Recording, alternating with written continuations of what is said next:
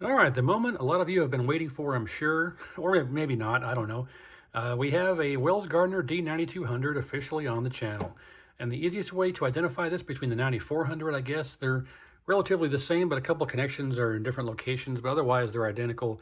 And they do change some of the types of connections, so you can't just swap over a 9200 interface board with 9400. The connections are different, but the layout's relatively the same. But anyway, the easiest way to identify is on the tube itself. You've got Wells Gardner monitors, 27-inch 9200. And then also right here, directly on the chassis itself, should be a tag that says Wells Gardner monitors, 27-inch 9200. Okay, now the story with this one is this came from that lot of monitors I got recently, and it says needs work. And I also picked up 3 loose 9200s along with this, so we'll be able to test those too at some point.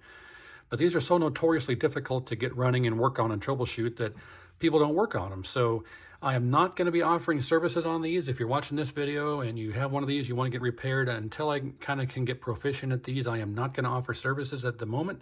So we're just going to go through and see if we can get these working and kind of go from there. But when I try to power this up off camera, it did absolutely nothing. Plug it in, turn it on, it does nothing. So I start pushing around on various things. When I pushed on the relays over here on the power supply, let's go right here. When I pushed on that relay right there, I got it to click and come on. And then after that, I had an issue where within about 10 seconds, this heatsink for what I assume is the HOT, I haven't even really gone into the drawings and looking at what this transistor does, but because the power supply section is over there, I think this is the HOT, but the heatsink here got so ridiculously hot within like 10 seconds, it burned my finger. And then what'll happen is you'll get an image and it'll flicker and flicker and flicker, and then it'll just die. And this thing gets so unbelievably hot that it's going into basically shutdown. So let's show you what's actually happening. Let's get a reading here on the transistor prior to, and we're reading 80 degrees. The heatsink is 79. The IC itself is, 80. Now, I'm going to turn this on if it actually does turn on. So it's important when you turn these on, you have to have a video signal, a valid video signal plugged in, because they don't like to turn on and operate or even come on without a valid video signal. Like if you try and turn this on with the video signal removed, it'll likely just click on you, click, click, click. And then when you plug in a video signal, it'll finally come online and energize the high voltage. So they don't like being turned on without an actual valid video signal. So we got that plugged in. So let's just turn it on and see if it even turns on. If it does, then we'll point this here and watch the temperature rise. I'll see if I can show you the image real quick as well here. So here we go, 1, 2, 3. See, there it went. It finally turned on. Now if we go to the transistor, 92, 95, 102, 106, 12, 14, 22, 25, 27, 34. And if you watch the screen here, the longer we leave this on, it's starting to go haywire, and oh, there it went. So now if we measure this, we're at 234 degrees.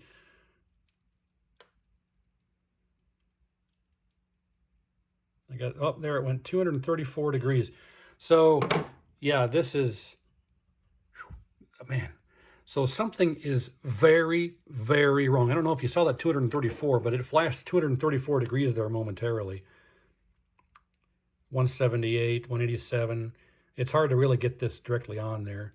But, oh man, 234 degrees in like 10 seconds. So we know the flyback is operational. We know the chassis runs and operates. We saw the image. It was out of focus and screen voltage was too high, but it did have a full image. It wasn't collapsed, and it does operate. So we know it's working.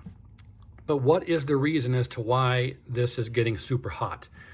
So the first instance of this being on the channel may prove to be a rather interesting one, and we need to get this off of the tube. And first step is always visual inspection. Make sure there's no bulging caps, some open trays, some cut line, whatever it is. We're assuming the picture tube is not the cause. The yoke connector is not burned up. If we take this off, almost all of these have a burned up yoke connector.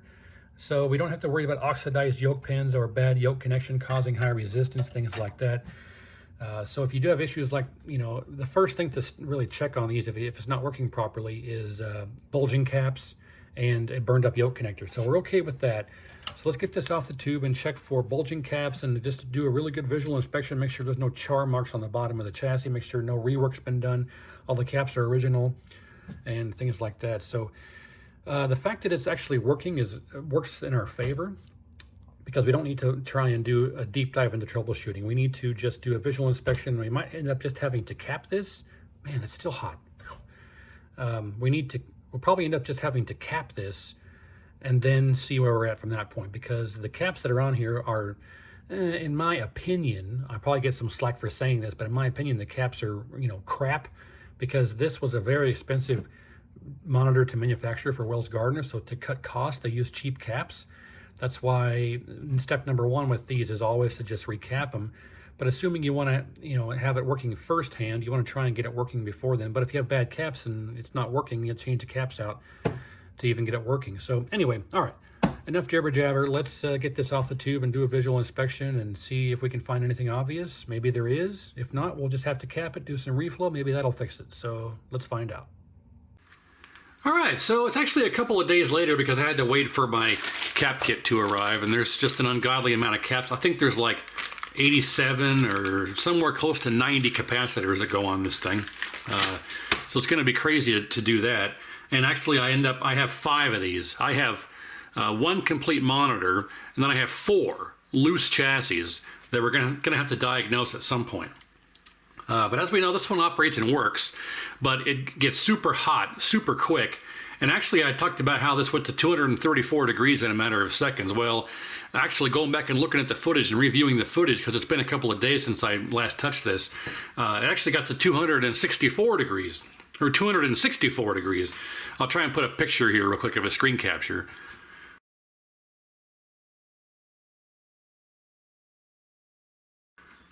So yeah, 264 degrees, and that's just crazy. Within like a matter of seconds, it jumped from room temperature. It went up 200 degrees in about 6 to 10 seconds or something like that. So that's just crazy. So we need to figure out what's causing that. Now the monitor operates and works. I mean, if we had a problem with the flyback or some type of circuitry issue or a bad capacitor or something, you think it wouldn't work. It did turn on. It did operate. We had a full picture. It wasn't collapsed. It was a bit too bright, but that simply could have been the flyback turned up too high from someone trying to fix it or figure out the problem. But it goes into shutdown within 10 seconds because the HOT gets so hot. So yeah, I have no idea what would be causing that. So the first thing to do is a good visual inspection. Now I have already removed the harness here that runs to the little video interface board, and I've also removed the other connector that feeds from here to the chassis.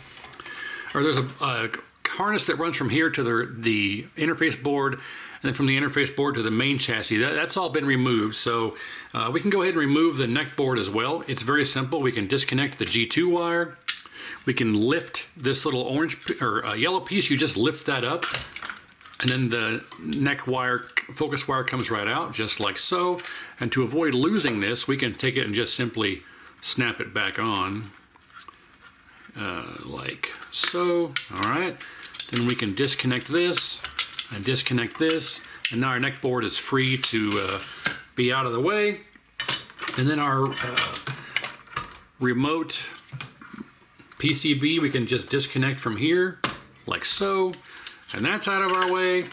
And now we've got a chassis here that we can work on much easier.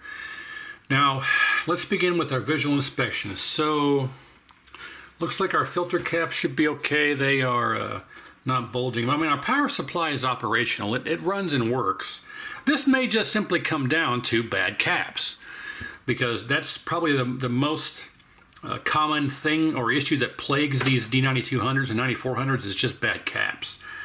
I don't think we have a bad poly cap or film cap, because if we did, it probably wouldn't turn on. We did have the problem initially. When I first tried to turn this on, it was completely dead. It did nothing. And then I was like, pushing on this and pushing on this. And when I went over here and pushed on this relay, it popped on, power came on. So we probably have some cold solder joints over here in the power supply, which we'll make sure we reflow those. But, otherwise, I don't think there's any actual visible issues. I don't see any bulging caps looking over this. I always talk about the most important thing is a visual inspection, but I don't see any burned resistors. I don't see any bulging capacitors. I don't see anything. The B plus adjust. No, B plus is not here. B plus is somewhere else. This is high voltage adjust and sub brightness, but that's not HV adjust is not the B plus. This is our rotation pot to rotate the image is right here, but I think B plus is actually somewhere else. Horizontal size, rotation, high voltage adjust, sub brightness, and I swear that the B plus is actually adjusted somewhere else. This could be B plus, but I thought from previous experience on this that it was somewhere else. It does not appear. I could be thinking of the 9400, but it doesn't appear that there's a pot anywhere else. So it looks like maybe that is our B plus adjustment. You know, I don't have too much experience on these, and that's kind of why we're making these videos here in this series. I got 5 of these to work on, so try and share in some knowledge and learn as we go for all of us here. But yeah, I guess that might be our B plus adjust right here, this HV adjust. Obviously there's no other pot, so but anyway, it does operate and work, so we know it's okay. So it may just come down to bad caps. I don't see anything on the top side that's faulty. I don't see visually anything that's bad. And we know our HOT is not bad, or it wouldn't even turn on. We got to figure out why that's going super hot so quick. Now the back side, well, this looks very good. There's a little bit of a bad solder joint here from the solder wave. Right here, there's that's still connected, but there's an open hole there. But looking around on this, I don't see anything that really leaps out at me. Like there's no burn marks, there's no lifted. This has never been touched by anybody. And there's a little bit of heat here, but that's not bad. I don't think that anybody has ever worked on this in the life of this chassis. So yeah, I don't see anything. There's not really any point really in even testing any components because it turns on and it functions and operates. Now, let's look at the solder joints here for when I was pushing on this relay. This is that relay that I was pushing on here, relay 801. And I mean, other than this looks a little suspect here. There's a little crack around the foot or the lead. There's a little crack around it, but I don't know. It's just very odd. We'll reflow it, but I don't see anything immediately that would have made it be dead. The solder joints on the AC input are okay. There's a couple of chokes here. These LF801, LF802, those are a couple of chokes, I think.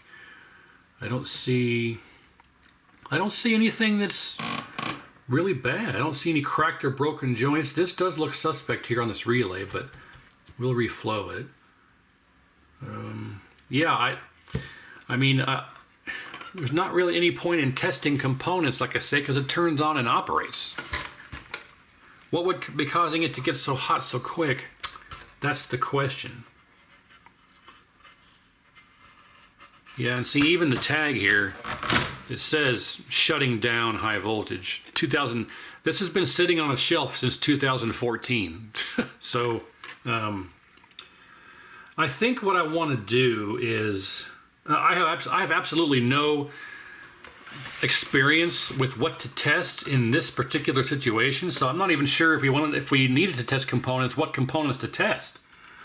And I can see if there was a bad diode or it could be a bad resistor allowing too much current. That very well could be, but what resistor is it? And there's no reason to spend hours and hours going through diagrams and testing various things because we're going to have to cap it anyway.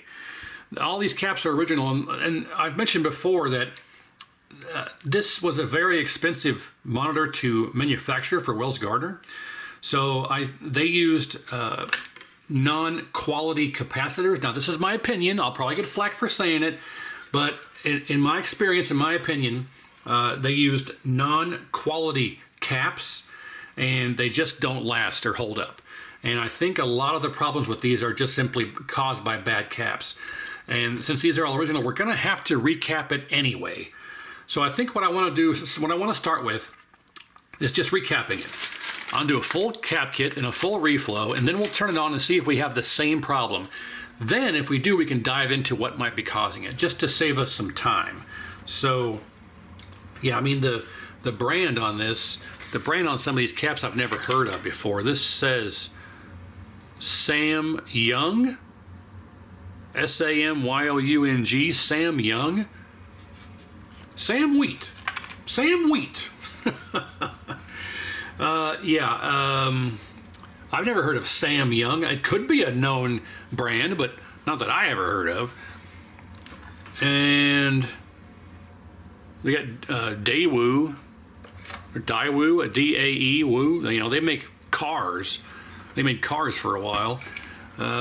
So we got multitude of different brands of caps. This one here doesn't even have a brand. Yeah, okay, Sam Young, another Sam Young. So mixtures of different caps, Sam Young, Daewoo, who knows whatever the hell else is on here. So yeah, I think what we'll do is I'm just going to cap this and reflow it, and then we can kind of go from there. I do want to mention that if you have, you know, on-screen display issues, if you press your buttons and nothing pops up on the screen, you have to have a valid video signal, really, for one. And then you have to make sure that your buttons aren't broken, and you can hold down and select. If you hold down and select for like 5 seconds, it pops it into a factory refresh or factory restore. If you still don't get any OSD to pop up from that point, then you can have a problem with your harness or this chip here. This chip here is what is the on-screen display main processor. So if you're missing an on-screen display and it's not a problem with the buttons being broken and the factory refresh doesn't work and the harness is good and it's not a solder joint issue from the header pins, then it's likely you need to reset or replace this chip. That's just from my personal experience. Of course, you know, if you turn this on, and normally it will say no signal in or no signal or check video input or whatever. If that's not up on the screen, there's an option in the menu for you to turn that off. There's an option in the menu to turn that off, and it's possible somebody turned that off. So that's why I recommend when you get these fresh to you, new to you, is to hold down and select until the factory refresh pops up, and then you should get that no signal in or things like that. If you still don't have all that, then you got other problems. But you know, you cross that bridge when you get there. So let me do I'm going to do a full cap kit and then a full strategic reflow, and then we'll fire it up and see if we still have the overheating issue. And if we do, then we'll dive into it. If not, then you know, as I suspect, it's probably just simply bad caps. So you can have caps that are bad and not be bulging. They don't have to be bulging to be bad. They could just simply not be able to work anymore, so do what they're supposed to do. And you can't leave it on long enough for them to reform. I mean, it's been 9 years since this thing was ran, so it's not a reforming issue, because we're having the same problem we were having before. So, all right, enough talking here. I'm gonna do the cap kit, the reflow, and come back, and then we'll see. I mean, I could do this, you know, on camera and do a complete reflow and recap, and then just do a time lapse. But I don't know how long. This could take 2 hours, and the time lapse could be itself a half an hour long, even at like 800 speed. So, and we know how to do a cap kit. We've all seen it. We've all done it. So I think I'm just going to cut away and come back. I'll come back. I'll have the full cap kit installed, and then the reflow, and then we'll hook it back up and see what happens. All right, just like that, we have all the capacitors replaced. Now I ended up with 4 caps here that I didn't have anywhere to put, and that's likely due to different revisions of the D9200, but there are 4 caps that were in the kit that I did not use, and there are 2 caps on this little daughter board here you have to replace, a couple of 50-volt tins, I believe. And the easiest way to do this is to just remove that riser, because it's an awful thick, it's a thick board, so trying to get the solder out of the holes is almost impossible. So I just removed the entire daughter board, changed out the caps, and put the daughter board back in, soldered it back in. So that's something that needs to be done as well. So I got every single cap replaced and the entire chassis reflowed, all cleaned up, good to go, including the neck board. So just had those 4 caps left over, and it's, again, it's likely due to just different revisions of the 9200 that require them and things like that. So all of this is done. Entire main board is recapped and reflowed as well. So we now have the opportunity to test it again. So I want to get everything reinstalled on this and give it a try and see if it was just faulty caps. None of the caps were actually leaking that I could see, no evidence of actual leakage, but that doesn't, again, necessarily mean that they're good. So let's reinstall all this here. Okay, I need to untangle this mess. There we go. And somehow this got all wrapped around. Okay, now let's do G2 wire. Pull this off again. And put our focus wire in there. Okay, snap it back down. There we go. All right, this connector here. This connector here. Okay. Now let's hook up our adjustment board here as well. That goes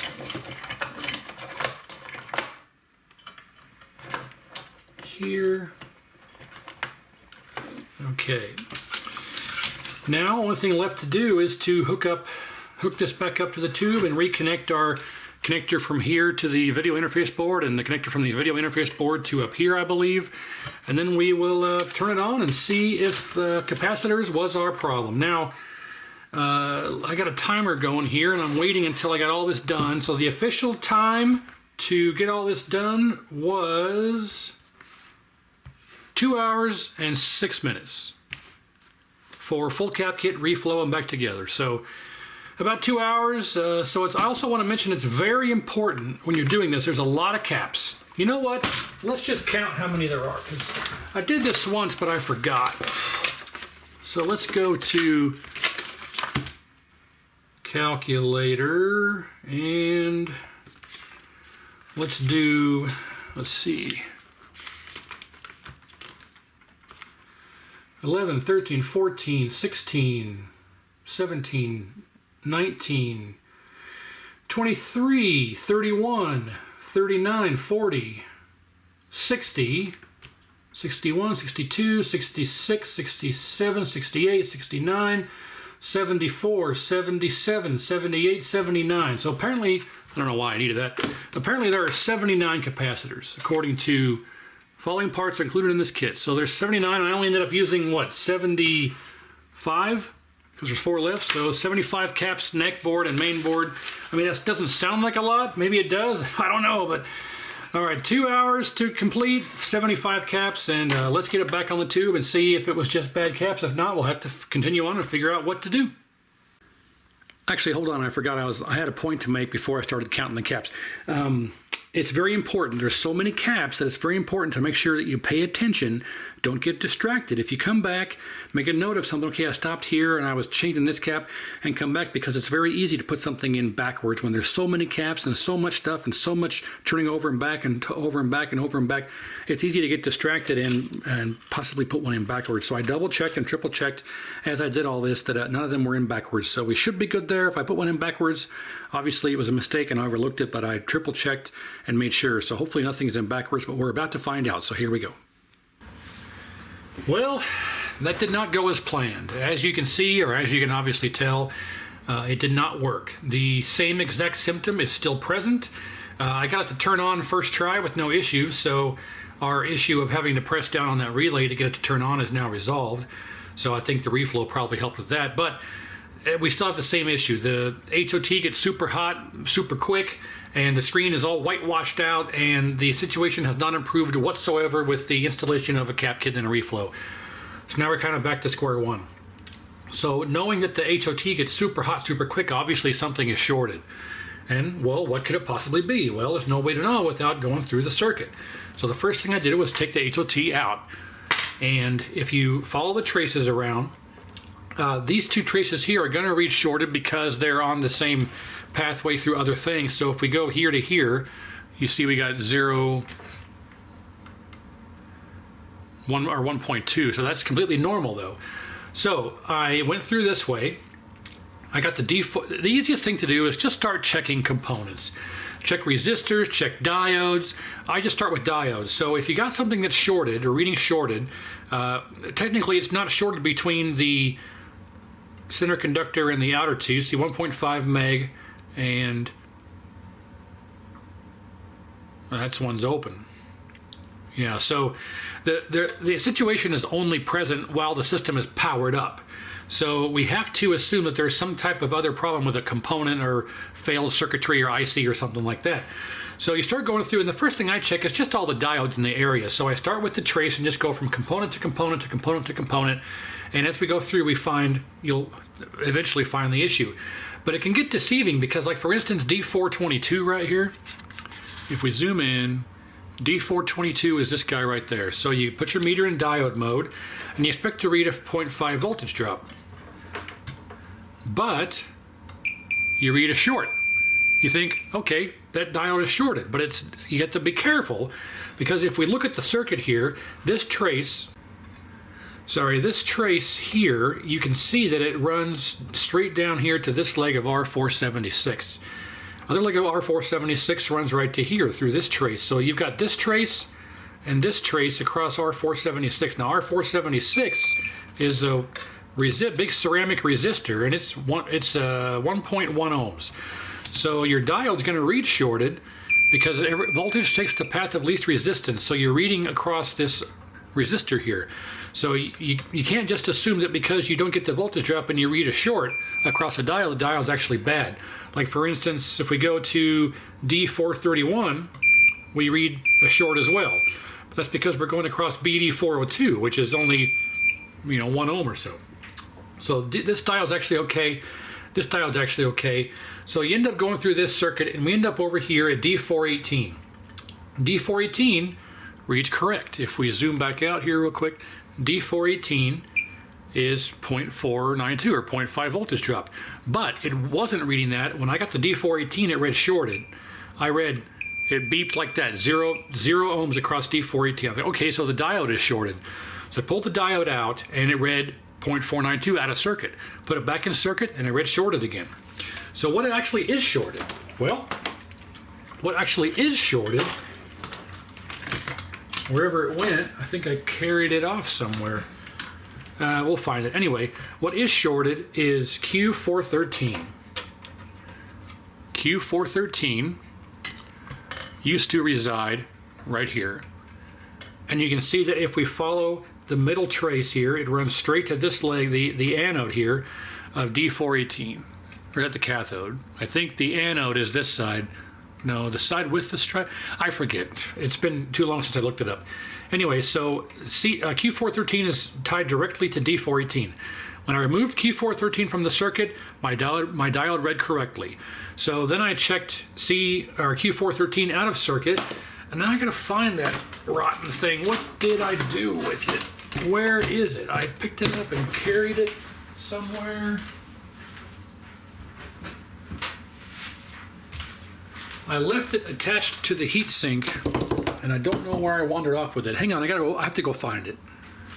Okay, here it is. I had to move all this stuff out of the way, and I couldn't find it. It was up on top of it was up here on top of the shelf here where the camera's mounted. I picked it up and put it up there and forgot I put it up there. So here it is. I just decided to take the whole thing out of the circuit with the heatsink still attached because you can't really get a screwdriver on it from where it's positioned on the chassis. So if we check the transistor, we just go to the center pin, we go to continuity mode, and from center pin to outside leg, 1 ohm. Center pin to other outside leg, 1 ohm. It's dead short. Now, if we put it back in the circuit, I'm not going to do that, but that's what the reading, that's what the cause of our D418 reading shorted was, is Q413. It's dead short. So, yeah, somehow Q413 decided to short itself, and I'm pretty sure that's either the leading cause of our problem and or one of the major contributors. I do happen to have a complete donor chassis here. Let me get the one that we're working on out of the way here. And I do happen to have a complete donor chassis, flyback included, so, but this is a different model than what we're working on, so it won't actually even work, but I have a spare working neck board and a couple of spare working interface boards, and this one has a bad VGA connector, but it works for CGA, EGA, and this one here is actually good. So I have some spare parts here on hand. This is a chassis that I've had sitting around in the parts bin for quite a while. It's even got a sync board here, but it's a different type. So this won't even work in that other one. So anyway, let's see if we can remove. Oh, you're joking. I guess maybe you're not joking, but Q413 appears to have already been robbed. Well, that sucks. Let's see, what is this? This is an K0421. K0241. Now I have to try and find one of those. That's a bummer because where am I going to find one of those? I don't want to have to order it. Let me look. Actually, believe it or not, I have a bag of parts for the D9200. These are the RGB encoder chips. That's what those are. These are all vertical ICs. So my bag, this is all the vertical IC on this chassis is right here. And I've got, as you can see, plenty of those RGB encoder chips, and that's apparently all I've got. Oh man.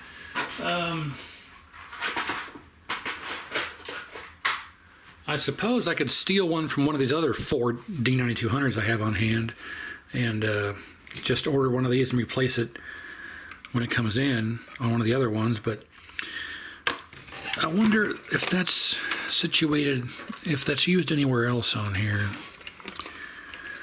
Let me look it up and see if I can find, maybe it's somewhere else on here and I might get lucky. Well, I've done a little research here and I've come across a discrepancy in the manual, or maybe a discrepancy on the chassis, but according to the manual for the D9200, Q413 and Q407 are identical. So per the manual, Q413 and Q407 are the same part number. The manual states that Q413 and Q407 are both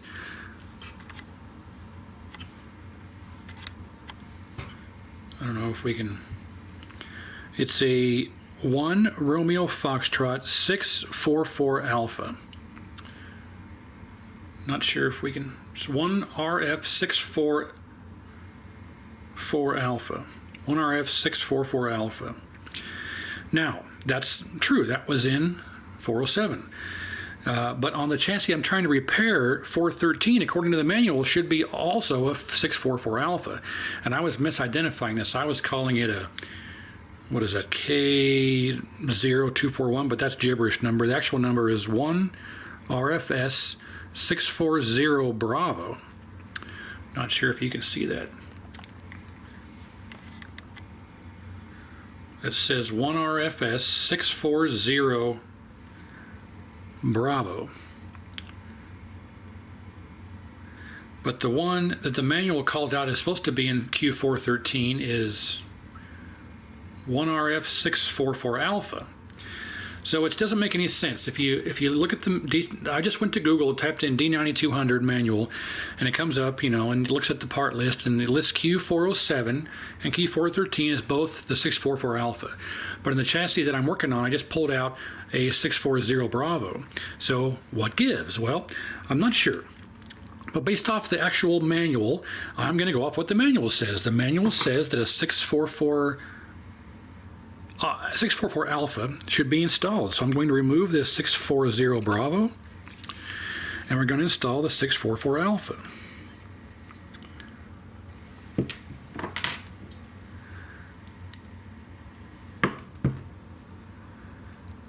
What's the worst that happens? It shorts out. It won't be any worse situation than we are now. I'll cut in, if this works, I'll cut in at the end of the video and show you that it's calling out the same part number. So let's get rid of this parts chassis off the bench here. So yeah, I was able to steal this 644 alpha off of Q407 position. And like I say, the manual calls out the 644 alpha for both Q413 and 407. So yeah, I don't know. Not sure what the discrepancy is on that, or why it does that, or why the 640 alpha was installed on this chassis, but according to the manual, it should be the 44 alpha. So let's just see what happens.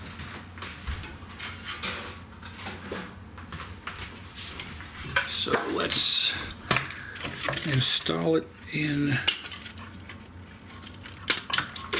here. And as we saw before, this one was completely shorted across all 3 pins. This one, if we go to diode checker, should read properly. Okay, 0.5, and I'm not quite sure how to read it.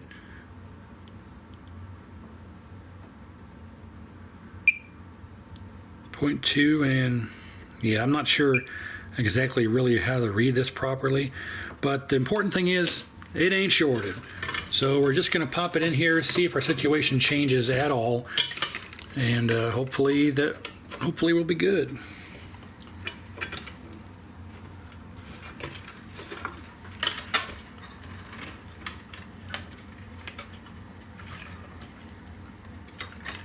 Not sure what the problem is with this thing here, but maybe clean off some of this. Do do do do do do do do do do do do do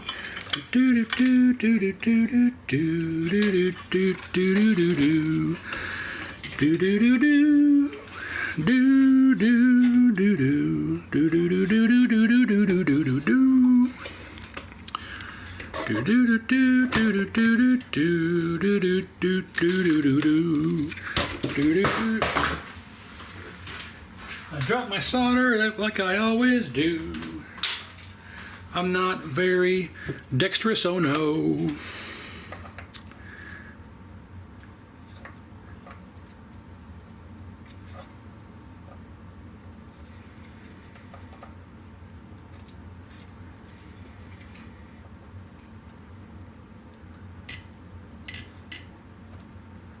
Come on.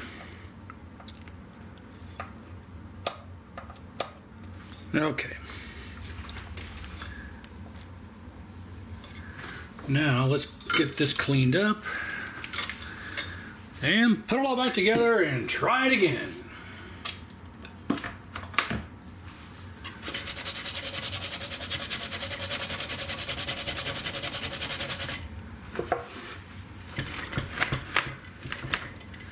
There we go. I think that looks good. And we need to clean up and reinstall our HOT here real quick.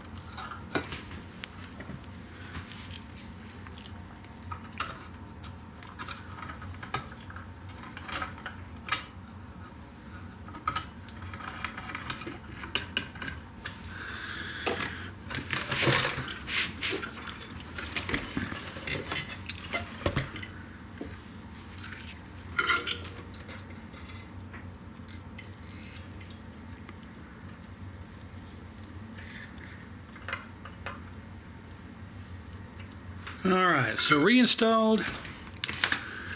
Let's get this back together on the tube and we'll see what happens. Well, that didn't work.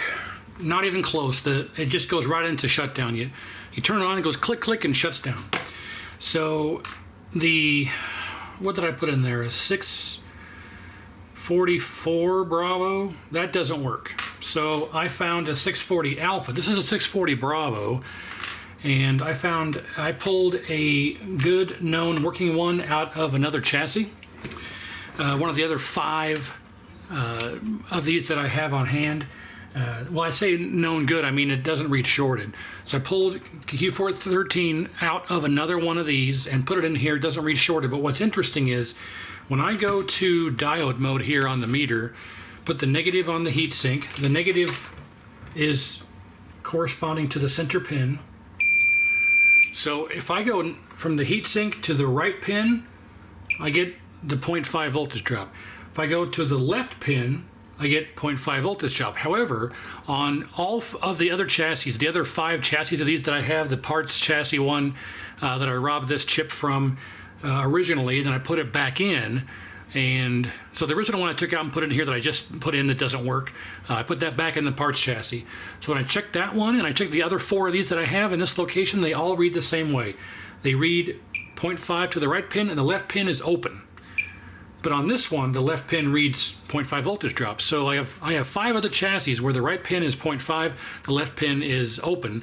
But on this one, the left pin reads 0.5. So there's still a problem somewhere. So we need to figure out why that pin is reading 0.5. So ideally, what we need to do is,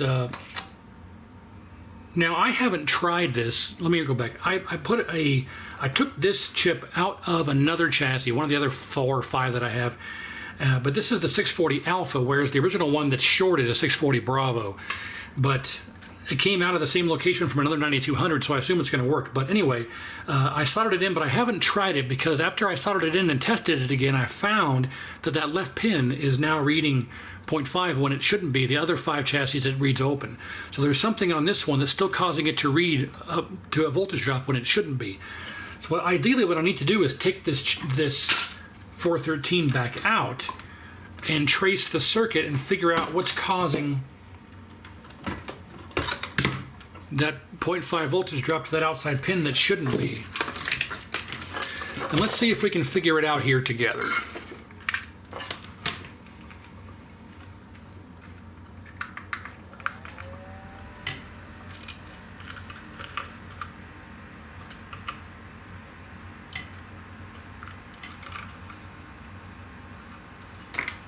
Okay, that came out easily.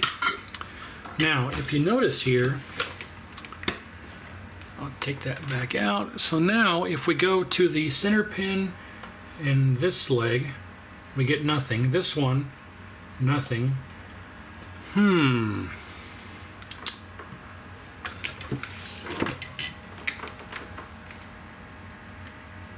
There's our 0.5 and the other leg, nothing. So in circuit, something in circuit is causing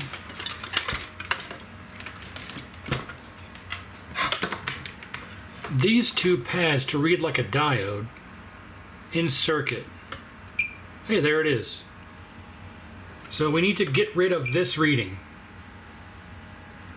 And if we follow, this trace goes to D418, which reads correctly and does not read the opposite direction, so that's fine. Let's zoom in so we can actually follow this. So this trace here runs across this diode. Uh-oh.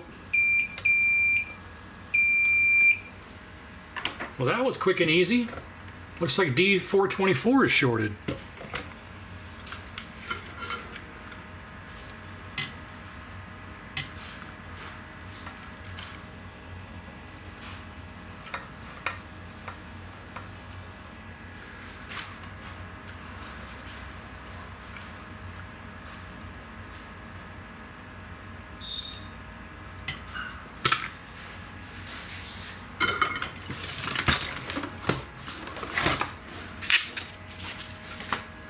So let's get that out of here.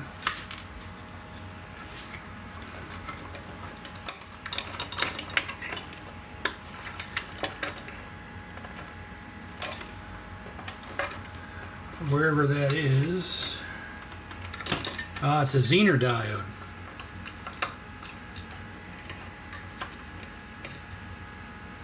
It's a Zener diode. Is it shorted out of circuit?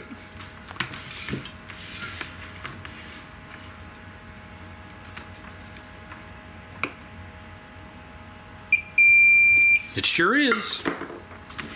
Well, that'll do it. So now I gotta grab that out of this one. Set all that aside, set this aside, set that aside, that, this. All right, so now we need to get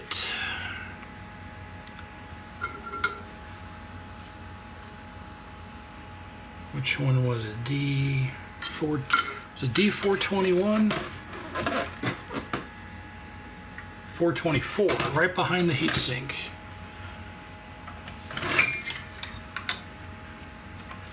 Right here.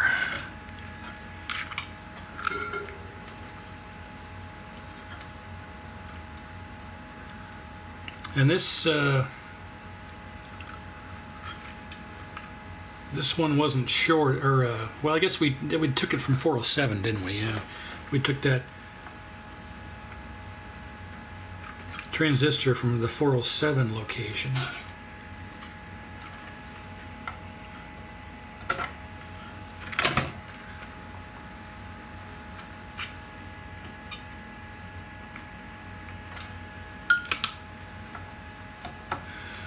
All right, so let's grab this out of here, which is going to be easier said than done.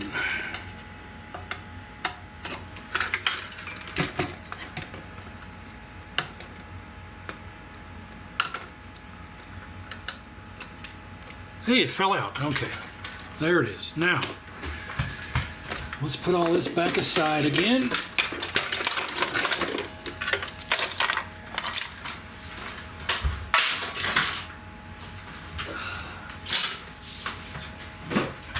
Let's make sure it reads properly.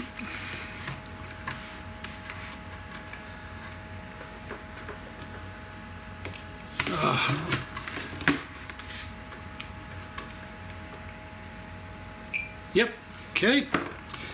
Let's get it in here.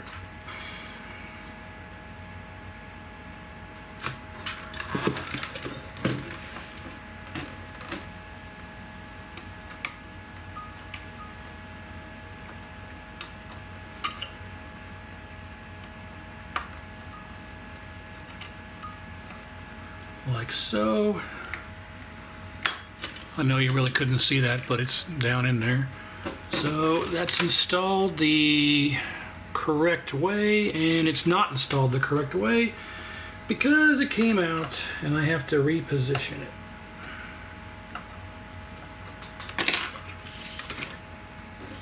There we go.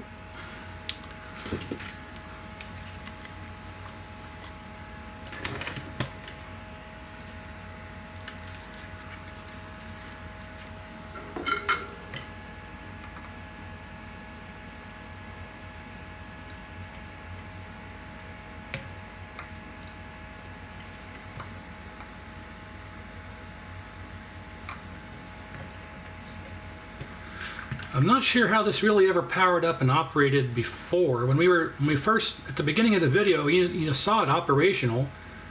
So I'm not sure how this was working in that instance, but stranger things have happened.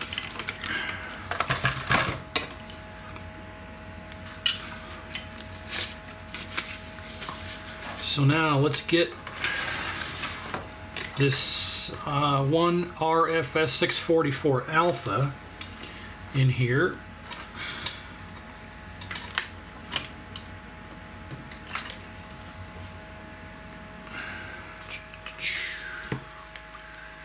And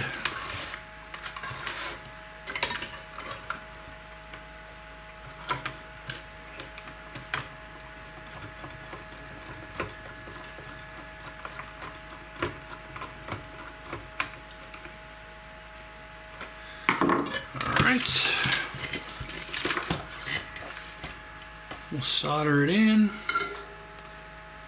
We'll do the middle one first, then the outside ones. There we go. Now we should only get our voltage drop to one side.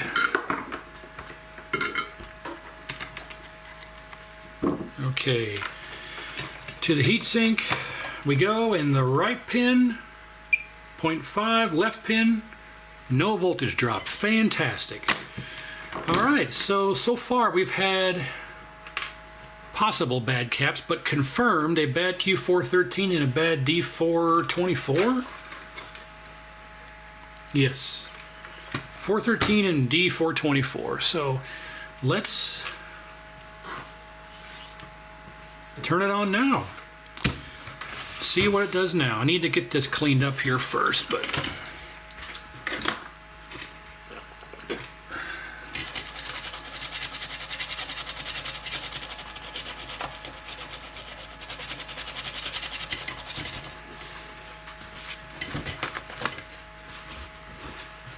okay. Yep. All right, so now I'm going to try it again. Let's see what happens.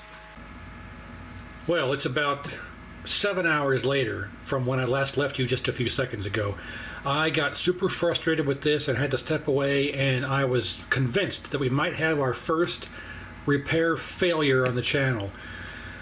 But I have good news. I persevered, and I'll show you the good news here shortly. But I think when I last left you, we were going to test it after replacing the shorted D424, I believe it was. So initially, if we do a quick review, this was operational and working after I had to push on that relay over there, but it ended up being a red herring. That pushing on that relay and messing with that degauss cable was just a complete red herring. It turns out that we had multiple problems with this. But after replacing what did we change out? We did the full cap kit, and it made no change to the HOT getting super hot. So then we found the shorted Q413. We changed that out, and after that, I got nothing but tick, tick, shutdown, tick, tick, shutdown. Turn it off, turn it back on, tick, tick, shutdown. I could never gain my high voltage back after replacing that shorted Q413.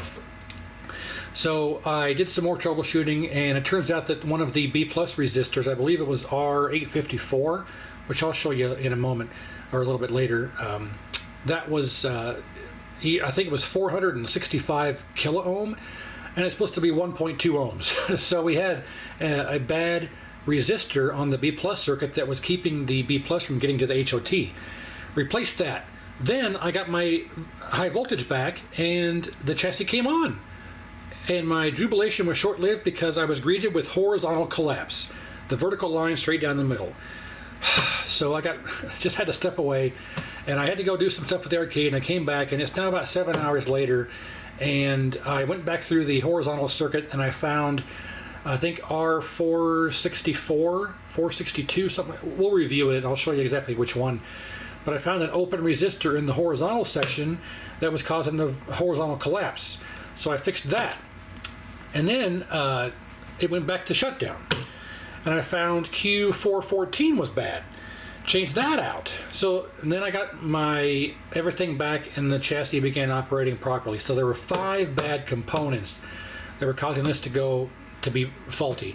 Now I assume the caps were probably okay originally, but they needed to change out anyway, so we don't want to count the caps as being one of the contributing factors. But we had 5 faulty components. After changing those 5 faulty components and the full cap kit and reflow, we are operational. So this is running on VGA input from a 16.1, but we are operational. And it not only works and looks fantastic, but it's operational in every way, shape, and form. Except for the remote board. You'll see here that I press the button, you can hear it. Nothing. Nothing. So you think, okay, I don't have a functioning on-screen display, but I do. I think this is the third D9200 that I've experienced where the buttons don't work unless you press it really hard. See, I'm pressing the mode button, just tapping it, you can hear it. I have to press it really hard. Come on. Do I not get an OSD on the VGA? Well, I'll change it back to CGA EGA here. You'll see the mode, it comes up. But for some reason on the VGA, it's not coming up for me. Well, so much for that display. Well, you can see VGA is operational. So I'm going to disconnect. I need to leave the power on, but I'm just going to disconnect this 16-1 here. Okay, now you'll see no signal. So I need to switch this over to CGA EGA, just like so. And then we will plug in our test pattern generator here. Make use of the rotisserie.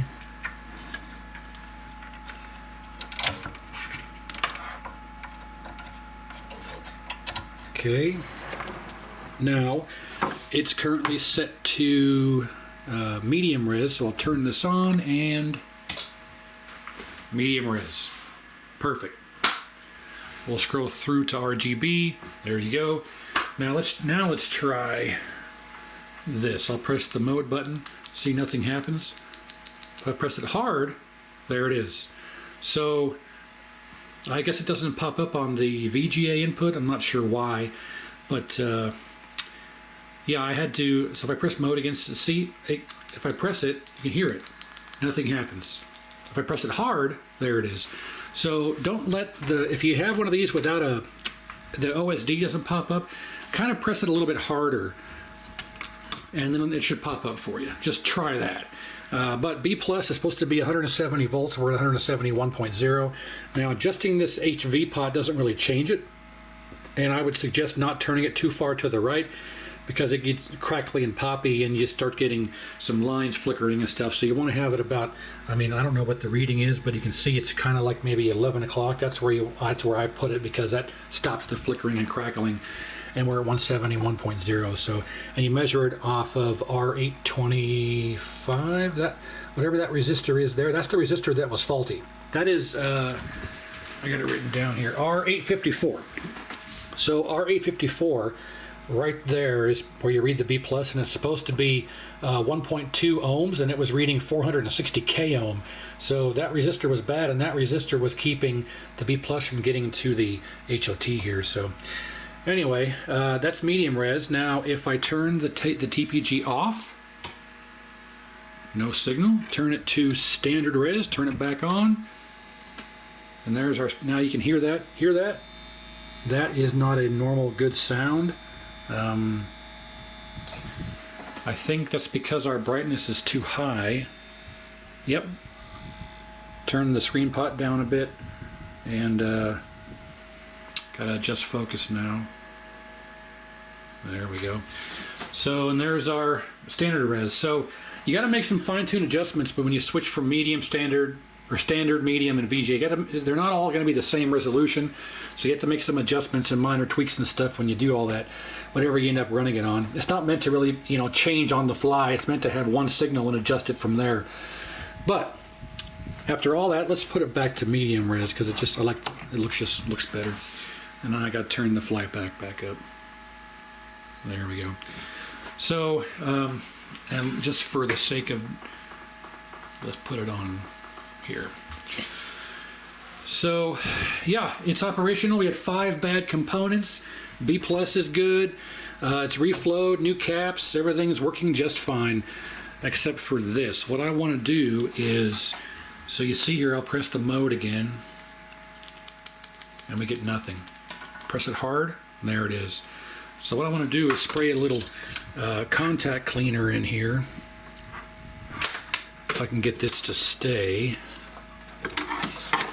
You don't listen hard, don't pay attention to the distance that you're running to anyone, anywhere. I don't understand if you really care. I'm only hearing negative. No, that. I turned the radio on, I turned the radio up, and this woman was singing my song. Lover's in love and the other's run away. Lover is crying 'cause the other won't stay. Some of us happy we wait for the other who was dying since the day they were born. Well, this is not that thing that I'm throwing, but I'm thrown. And I thought I'd live forever, and now I'm not so sure you try to tell me that I'm clever. That won't take me anyhow or anywhere with you. You said that... Okay, that's enough of that. Let's see if that helped. Let's just press the button. Nope. Contact cleaner didn't really help. I'm not sure I really even got it in there, quite honestly, but if I press it hard, there it is. So anyway, lesson there, if you've got one of these that doesn't work, just give it a little bit harder press. It'll probably pop right up for you. So, well, there's the general overview of this. Yeah, it looks phenomenal. Picture tube is unbelievably good, crisp. So it's all working. So now with the how do I phrase this? With the demonstration of it operational and everything good to go, and some tweaks and minor adjustments you got to do and everything, let me give you we'll take it back off of the tube and I'll put it back on the overhead and we'll go over some what the issues were and what I found, and I'll show you the readings of the bad components, so if you have this problem in the future, you'll know what to look for. Alright, let's go over the overview here. So you now have a fully functional, completely working, no issues D9200. So we originally had the super hot heatsink that was caused by a shorted Q413.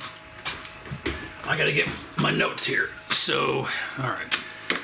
And then after we changed that, well, I thought the caps were bad, which was causing this, but you know, in hindsight, the caps aren't going to cause this to get super hot. But we did the cap kit, didn't fix anything. We found Q413 shorted, changed that out, and then I lost my high voltage. In the process of troubleshooting that, we found, I think it was D424 bad, shorted. We changed that out. I tested it, I think off camera. It didn't fix it. And then we lost the B+. And it turns out that R854, this guy right here, was way out of tolerance. So now how this cascade of failures happened, I have no clue. But I think when Q413 shorted, it took out everything. Actually, I think it was already shorted, but I have no idea. So when that died, I think everything cascade failured and just, yeah, when things went crazy. So R854, I had 170 volts on one side and no voltage on the other side. And it turns out that the resistor is supposed to be 1.2 ohms, and it was reading 460 k ohm, and that's why I wasn't getting any B+ to the rest of the chassis through R854. Basically, this is the B+ resistor. This is where you read, it's not the B+ resistor, but it's the main B+ feed to the horizontal output side, because this is where you read your B+ to make sure it's 170 volts. You can read it really on either side of this resistor. But if you see here in circuit now, if I measure it, we get 1.2 ohms. But if we measure the original one, which was this one, we get 460 k ohm. So R854, bad. We know Q13 was bad. If we check it, it's still 1 ohm and, well, 1 ohm. So Q413, bad. R854, bad.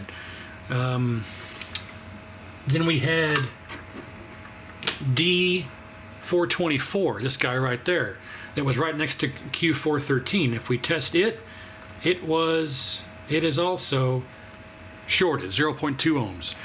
So D424. And then Q414, this little guy right in here next to Q414, no, Q413, sorry, Q414 and Q413 both died. So Q413 was this one on the heatsink. Q414 is tied to it as well, and that was this guy down in here, that guy right there. That is reading, what did I just do with it? Tell me I didn't lose it. Here it is. Okay, so let me show you what's happening with this.